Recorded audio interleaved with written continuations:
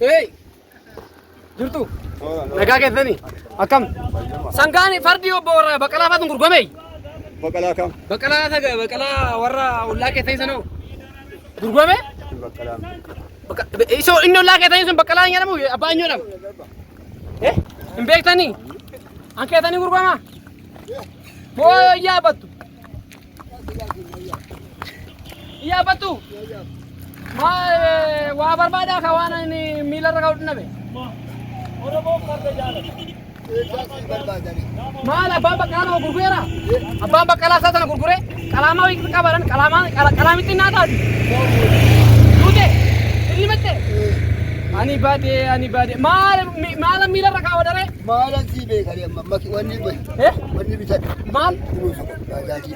Harree moo? Baajaajii. Bajaajii moo danda'ee faaree umurii kanaan? Maa. Umurii kanaan danda'ee faaree lafa ona buufte. Ati moo? Teessooma. Eewutu naa oofoo? Maala kaati harka akkanaaf akkana gootee. Maal kana oomishifta maal ta'a maali kun? Kan. Sangaan fardaa oomishame bareedamu. Maali gaa mi'a itti feene. Itti feene? Mi'a feene. Sinitti haa tolu ka? Sinitti haa tolu? Amma maal gootee bittaa? Nan bitaa? Kana bittaa amma. Meeqa? 30,000. 30,000?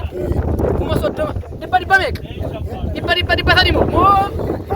Dhibba gisee meeqaa? Dhibba yeroo meeqa?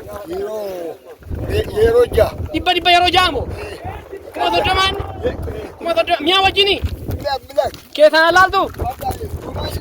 Fintinaa bittaare?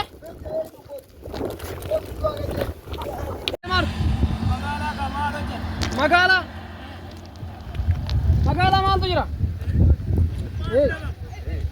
Magaalaa keessanii tola badhaadhe magaalaa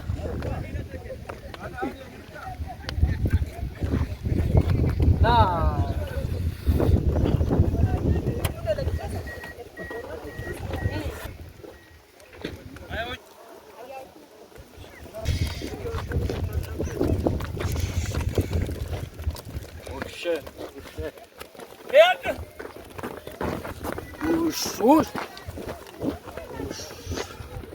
What?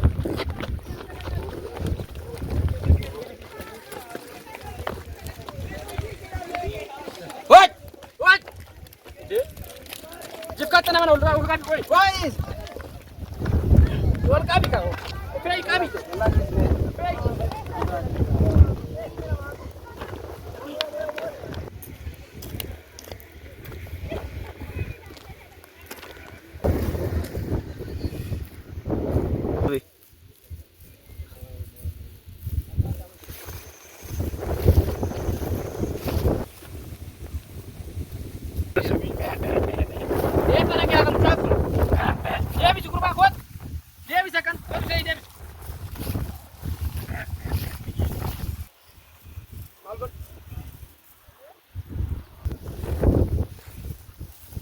Gurbaa ka gootu?